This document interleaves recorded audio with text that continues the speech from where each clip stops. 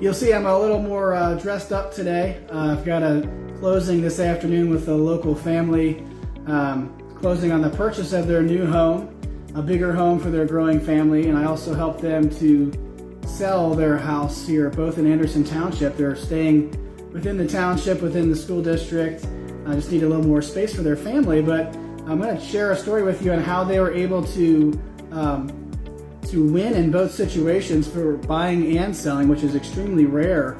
Typically sellers are winning, but buyers are overpaying and struggling to find the house they want. They actually won on both ends and were able to take full advantage of the market, and I'm going to share with you how they beat the competition from the other buyers to find their next home, and also how we were able to sell their house for top dollar, far beyond what they actually expected to sell their home for. So we'll cover that in just a minute. So whether you're thinking about moving very soon or within the next year or so, you want to stay tuned for that in a minute. We're going to talk about how you can navigate the market to your advantage, whether you're buying or selling or doing both. So speaking of the market, let's take a look here at week 16 for Cincinnati real estate. We're going to compare the numbers from this past week to last year, the same week, and see how we compare. So new listings are up 9% compared to last year. I think we're going to continue to see those numbers go up. If you remember last year, this was kind of the start of the COVID-19 pandemic lockdowns. Many people were not listing their homes for sale. They didn't know what to expect. So we're going to see, as we continue through the spring and the summer, we're going to see increases in new listings this year compared to last year. Closings are down 14% compared to last year. That number is going to show an increase also. It's going to lag behind about 60 to 90 days behind the new listings, because it typically takes that long for a new listing to come to market and get all the way to closing. So right now, the way the market's moving is probably going to be closer to 60 days. But as we go through the spring and the summer and even into the fall, we're going to see that closings compared to last year are going to be much higher, just because of what happened last year with the pandemic.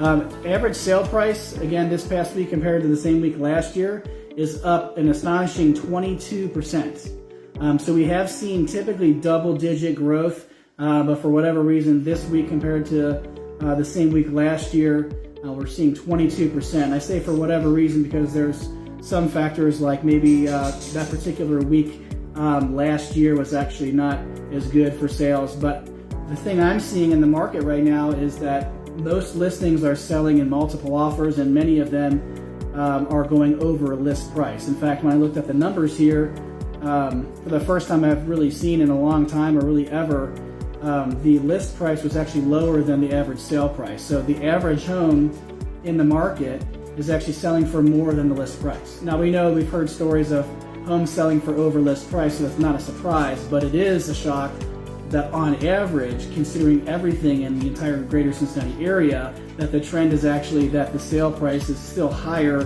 than the list price. So I don't think it's going to continue at a pace of 22%, of course, but I do think that we're going to continue to see really strong growth in sale price compared to last year, because we're actually seeing a huge number of buyers coming to market. Whether they're renting right now or whether they own a home and need to sell, everybody's buying first right now because the sales are going so quickly. Sellers know that they can't sell their home first because they need to find a home to buy.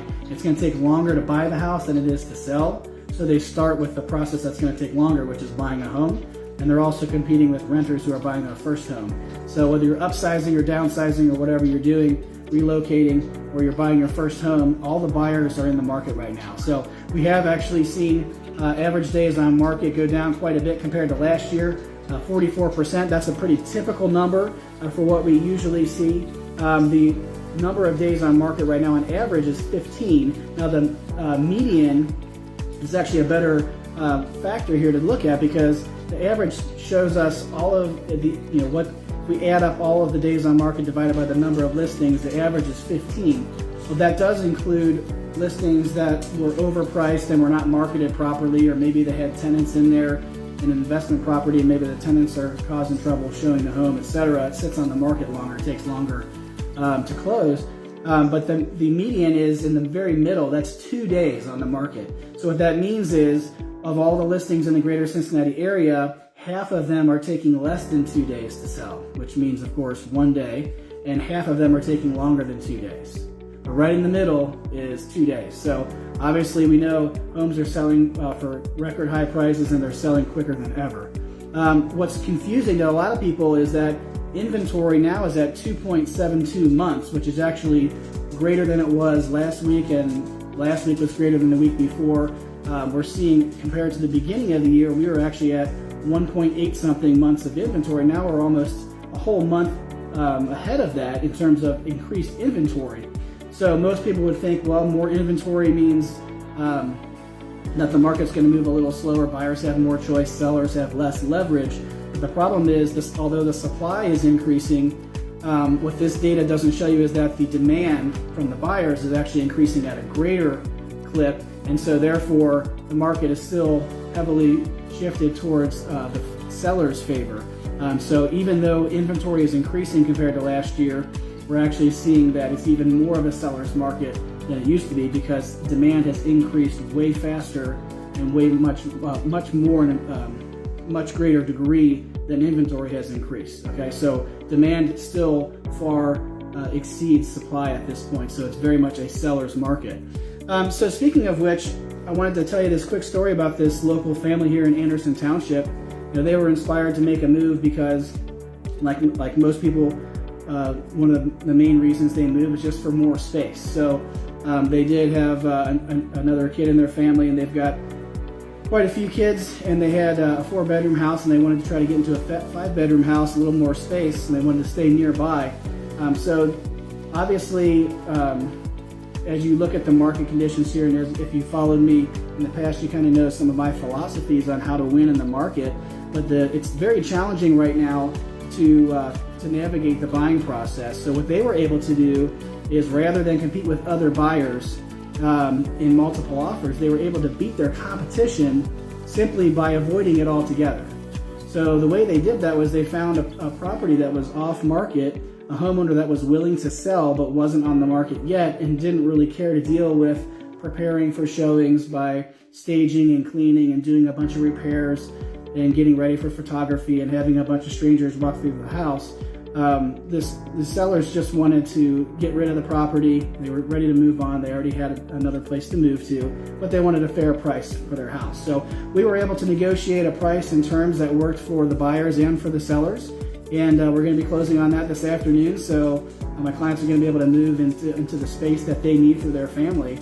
And the way they did that, if you'd like to learn more about that process and how I help my clients to find homes that are not currently listed on the market, how we find homeowners that are willing to sell, but they just haven't officially listed yet, that's the best way for you to take advantage of the market, to avoid competition from buyers, to avoid the bidding war, to get a fair price for your next home. Go ahead and click the link, patrickgrosser.com/unlisted. There's a video there that I recorded with Greg from my marketing department that goes through the entire process of how we do this. Of course, it's a very time-consuming and expensive process, so it's not something we can do for everybody, but it's worth you taking a look at and learning about to see if it might be something you're interested in. And if it is, there's another link there. You can schedule a call with me, get on my calendar, we can discuss to see if it's something that I can help you with. And if it's not something I can help you with, I can certainly refer you to somebody who can, or I can suggest an alternative approach that I can help you with as well. On that link there, there's nothing being sold. We're not trying to get your contact information or anything like that. It's just an instructional video for your information. If you want to take action after you viewed that, or if you have any questions, you can certainly reach out to me. They've also won on their sale. Now that's probably no surprise. Obviously, we know the market is heavily in favor of sellers, so of course it's not really that exciting, or it's not really that impressive for you to hear that I helped my clients sell their house for a lot of money, because that's what's happening to everybody. But we were able to sell in the first day in multiple offers, and we were able to sell for a lot more than we actually thought we were going to get, beyond what we thought the comps suggested in most cases. And the way we were able to do that is, in addition to the traditional marketing of posting the listing in the MLS and on the consumer sites and apps, just broadcasting it to the general public, and then hoping that the showings and offers come in, that approach that's traditional would certainly work in this market to sell the house. But we were able to sell it for a premium, for top dollar, because we actually built out a buyer profile, which includes the characteristics of the people that are most willing to pay them top dollar for their home based on the specific features of their home. So in this case, it was a 4-bedroom, 3-bath, 2,000 square feet, basement with a walkout in a desirable school district here in Forest Hills Schools. And so we specifically targeted people that were already living in Forest Hills School District, that already owned a smaller home, that had an income that was sufficient to afford the list price of their home, that had a high credit score like 600 and the high 600s or better to do a conventional loan, that had at least 3 school-age children. That's why they're attracted to the school district. That's why they need 4 bedrooms. So we can look at all these criteria. We can, and we did get a list of all these names and numbers and email addresses and phone numbers and mailing addresses. And in addition to the general marketing that is typically done by most agents, we put an additional layer of marketing, proactive marketing, that I call target marketing. And we specifically put their listing in front of these people through online advertising on Facebook and also through a direct mail campaign with postcards. And we were able to get a premium for their house because the people that saw that additional marketing, we knew that the house that we were selling to them or promoting to them, my client's house, the features of the home matches their needs perfectly. So they had a feverish response to it. They knew they had to have it because it's exactly what they need. So although we had many showings the first day, we did have several people say no thank you and didn't even bid on it, but we also did have multiple people come and say, here, basically, more or less begging for the house. And that's not against them. That's, kind of typical of what you're going to have to do to win if you get in a multiple offer situation. But we're able to create that multiple offer situation, not just through the traditional marketing, but also doing what's called target marketing. So we can certainly talk about this for quite some time to go through all the details. But if you'd like to learn more about that, if you'd like to learn how to sell your home for top dollar, to make sure that you're squeezing every penny out of the sale of your home to take advantage fully of the market conditions right now, go ahead and click the link, patrickgrosser.com/sell. I hope this information has been helpful. If you'd like to see more information like this, go ahead and click the like button. That'll make sure that you get this information in the future. You can even follow my Facebook business page and turn on notifications. I do market news and I do buyer and seller tips, things that are working, things that are not working right now to help you take advantage of the market conditions on a weekly basis, so you don't want to miss that. And also, if you want to take a look at all the videos I've done up till now and kind of binge watch everything all in one sitting, you can go to my YouTube channel and subscribe to that. I'll have a link in the description for that as well. Thanks for watching, and I'll see you next time.